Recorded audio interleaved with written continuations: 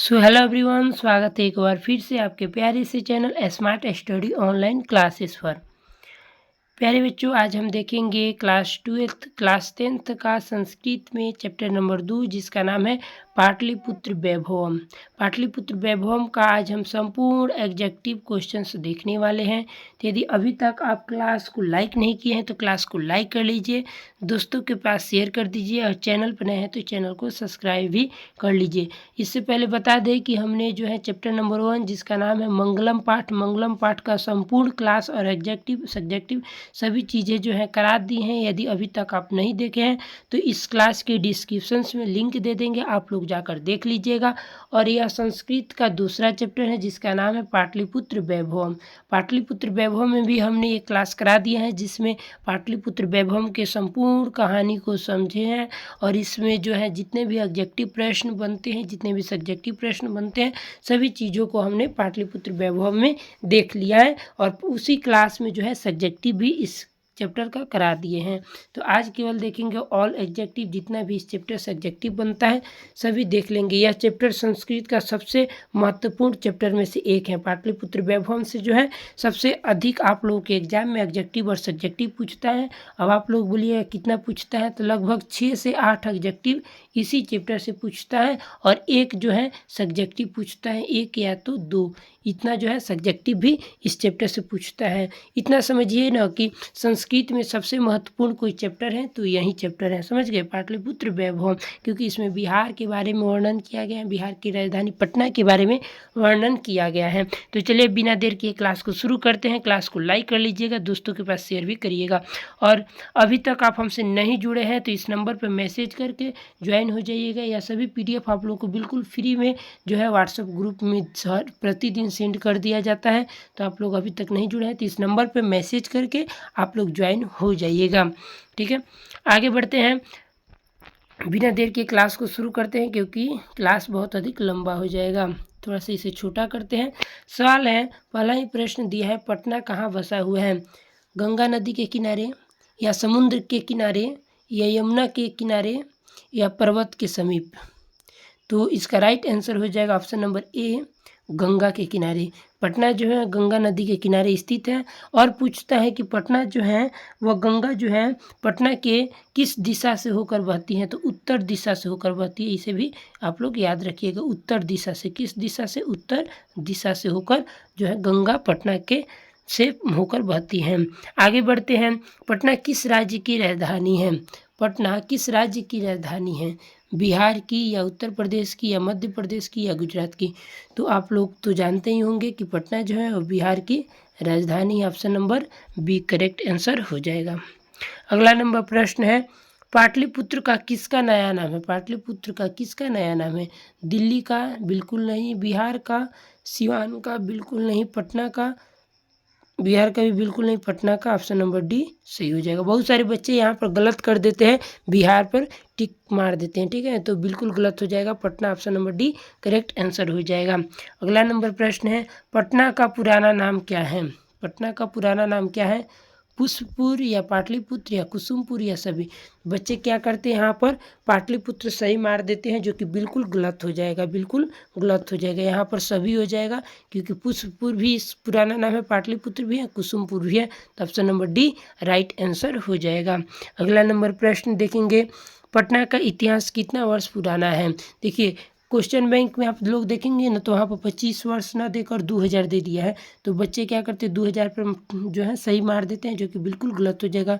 15 वर्ष भी नहीं होगा, 1000 भी नहीं होगा। Option number A right answer हो जाएगा। 2500 वर्ष जो है पटना का इतिहास पुराना है।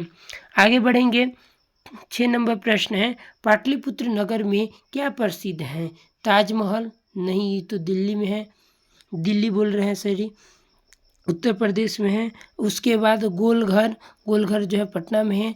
राजमहल नहीं होगा, जल मीनार नहीं होगा, ठीक है। जो है ताजमहल आगरा में स्थित है, थोड़ा सा गलत बोल दिए। आगरा कहाँ स्थित है? तो उत्तर प्रदेश में स्थित है। और देख लेंगे तो यहाँ पर ऑप्शन नंबर बी जो है राइट आंसर हो जाएगा। अगला नंबर प्रश्न है, गंगा नदी के ऊपर पटना में किस सेतु का निर्माण हुआ है? देखिए, सेतु क्या होता है, पुल की, देखिए नदी हो गया, ठीक है, ये हो गया नदी, ये हो गया नदी, और इधर से है एक रास्ता, तो पुल के ऊपर जो है बनता है ना, जो नदी के ऊपर जो बनता है पुल, उसे ही सेतु कहते हैं। समझ गए, उसे ही सेतु कहते हैं। तो गंगा नदी के ऊपर पटना में किस सेतु का निर्माण हुआ है? तो गांधी सेतु का निर्माण हुआ है। Option number C right answer हो जाएगा। और पूछता है कि एशिया का सबसे बड़ा जो है एशिया का सबसे बड़ा पुल कौन सा है? तो गांधी सेतु पुल ही होगा। इसे याद रखिएगा। गांधी सेतु जो है इसकी लंबाई कितनी है? तो 10 किलोमीटर। कितना है? 10 किलोमीटर है। टोटल 10 किलोमीटर है। रेड कलर ले लेते हैं, 10 किलोमीटर है। आगे बढ़ते हैं। एशिया का सबसे बड़ा पुल किस नदी पर है? तो बताए थे एशिया का सबसे बड़ा पुल कौन सा है?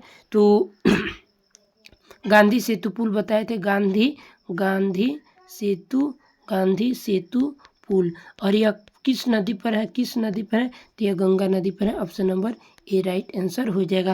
गांधी सेतु पुल की लंबाई कितनी है? तो 10 किलोमीटर है। एशिया की सबसे बड़ी जो है पुल कौन सी है? तो यह गांधी सेतु पुल ही है। आगे बढ़ेंगे। 9 नंबर प्रश्न है, पटना के किस दिशा में गंगा बहती है? तो पहले पूछा था गंगा जो है पटना में कौन सी नदी बहती है?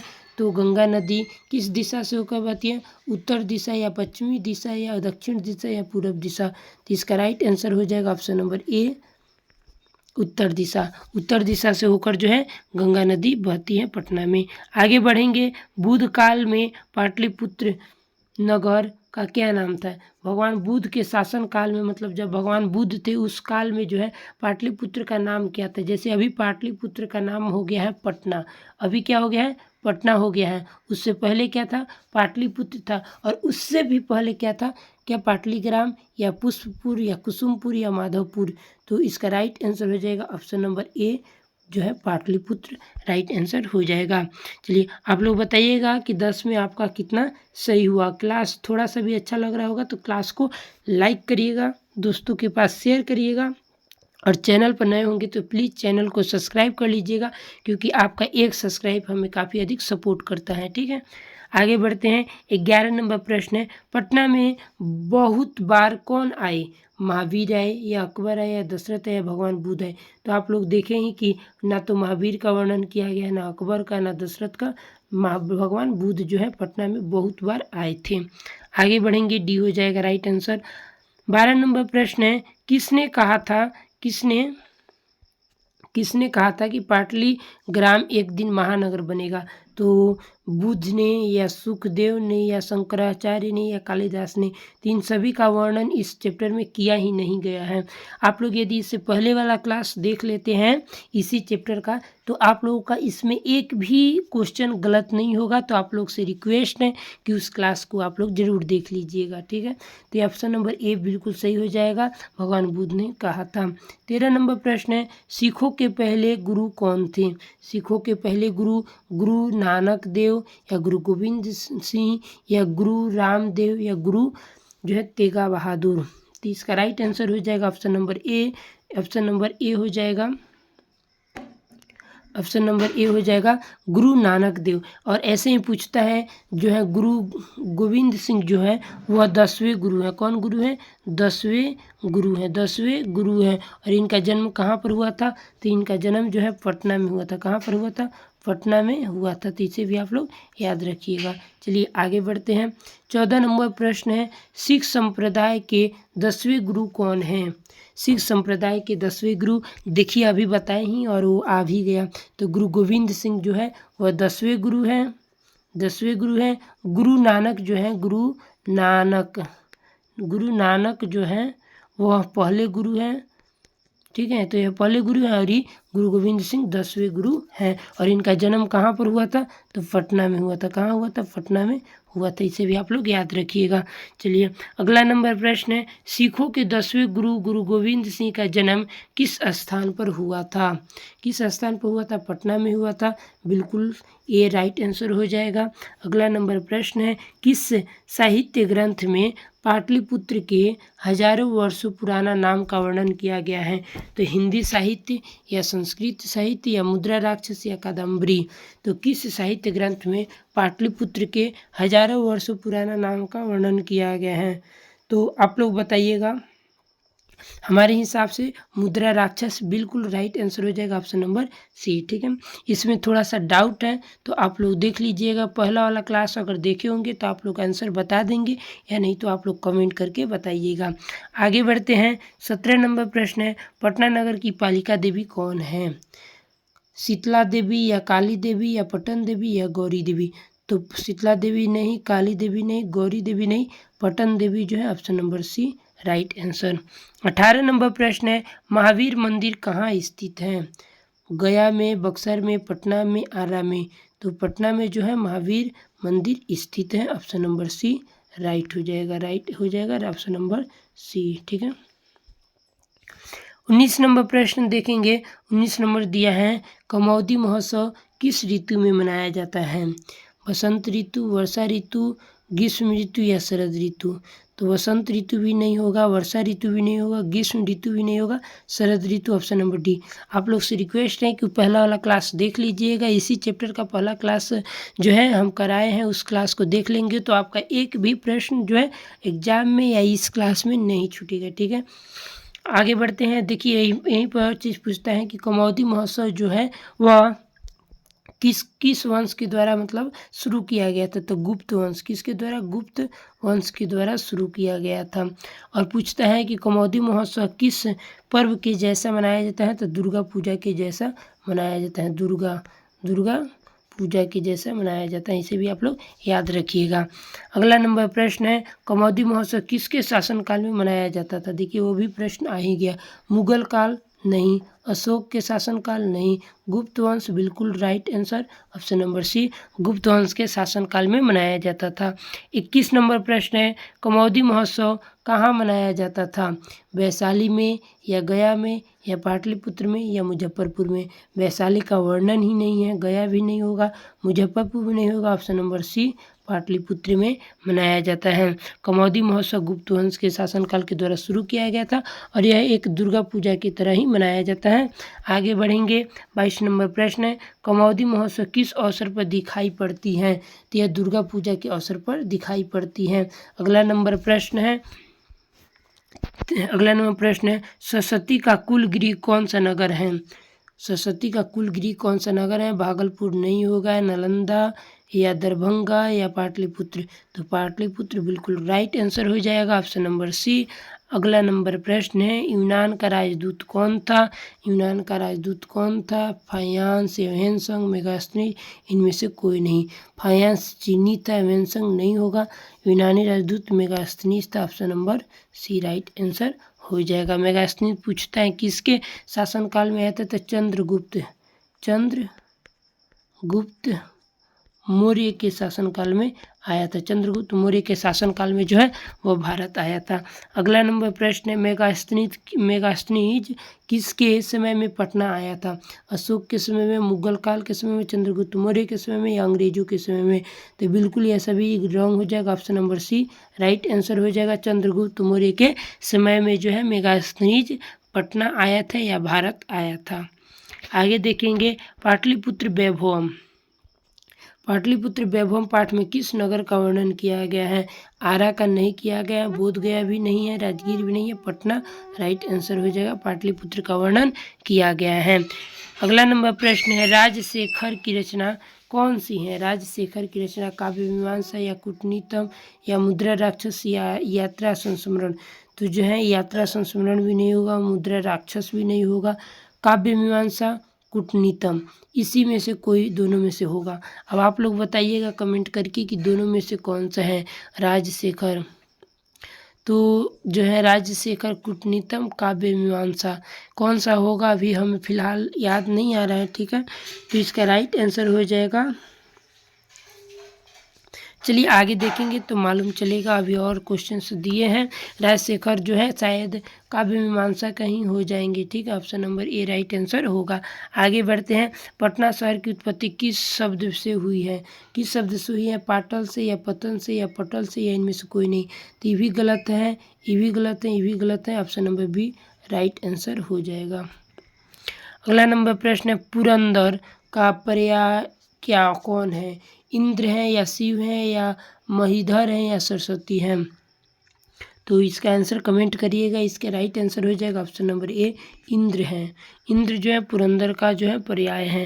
अगला नंबर प्रश्न है, नगर के समीप किसका बहुत सा उत्पादन होता है? फल का या फूल का या अन्न का या सब्जी का? तो नगर के समीप यानी पाटलिपुत्र नगर के समीप का वर्णन किया गया है। इसमें नगर बताया गया है, तो ऐसा नहीं कोई सा नगर पाटलिपुत्र को बताया जा रहा है। तो यहाँ पर फूल का जो है सबसे अधिक उत्पादन हो रहा था। आगे देखेंगे अगला नंबर प्रश्न है, किसके शासनकाल में पाटलिपुत्र का अधिक समृद्धि हुई?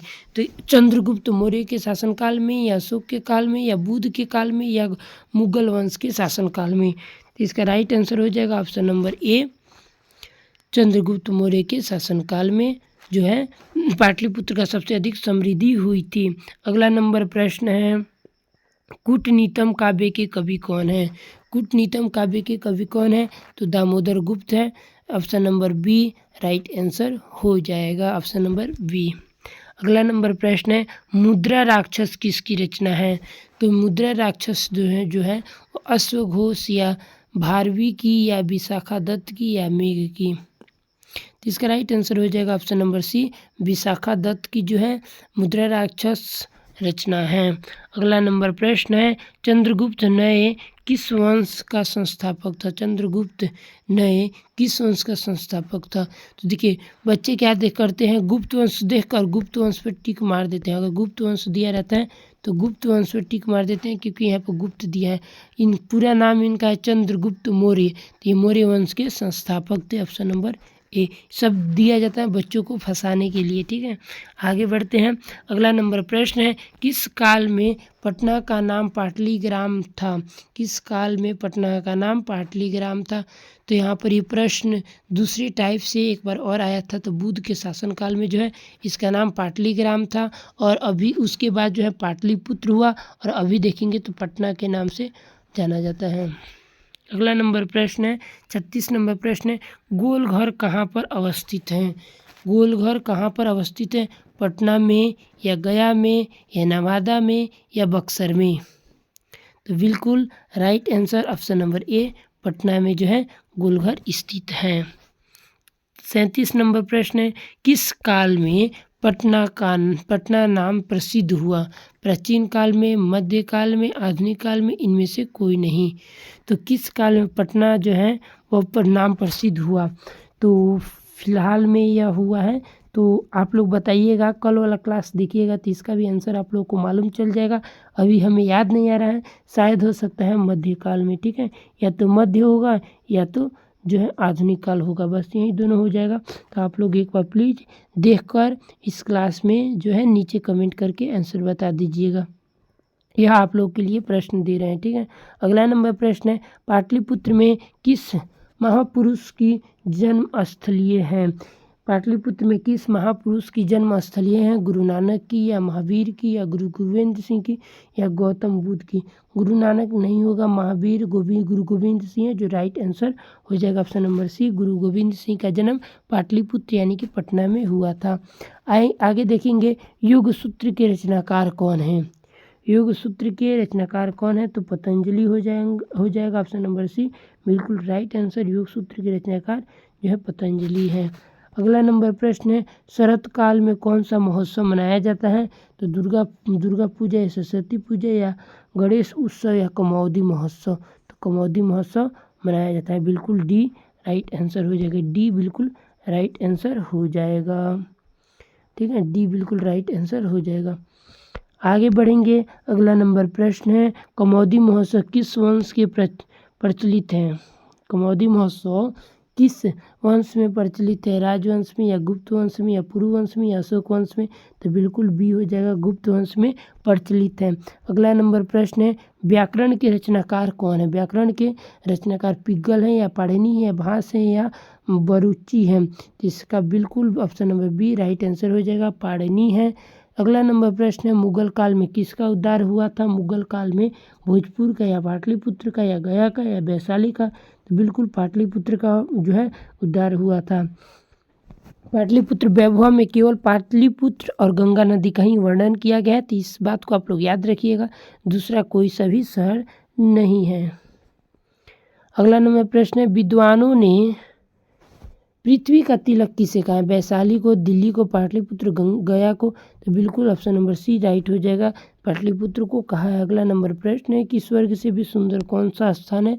तो स्वर्ग से भी सुंदर पाटलिपुत्र है, option number A right answer हो जाएगा।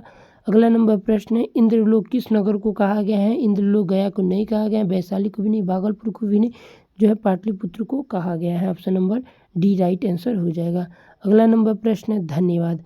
अब आप लोग एक बार कमेंट करके बताइएगा कि आप लोगों का 46 में कितना सही हुआ है। एक प्रश्न तो हम ही छोड़ दिए, फिर भी आपका 45 तो हुआ ही होगा। और जो बच्चे कल वाला क्लास देख लिए होंगे उनका 45 सही हुआ होगा, अगर जो नहीं देखे होंगे उनका भी 40 प्लस ही हुआ होगा। तो आप लोग बताइएगा कि आप लोग का कितना सही हुआ। और एक प्रश्न आप लोगों को जो दे रहे हैं उसका जवाब आप लोगों को बताना है। प्रश्न यही है कि गुप्त वंश में कौन सा उत्सव मनाया जाता था? कौन उत्सव मनाया जाता था? ठीक है, मनाया जाता था। तो आप लोग बस इसे याद रख लीजिएगा, आप लोग को यह सभी चीज़ें मालूम ही होगी। तो चलिए मिलते हैं किसी और क्लास के साथ, तब तक के लिए धन्यवाद। अभी तक हम लोगों ने संस्कृत में 2 चैप्टर कंप्लीट कर दिया और कल होगा तीसरा चैप्टर। ठीक है, तो मिलते हैं कल की क्लास में, तब तक के लिए धन्यवाद। क्लास कैसा लगा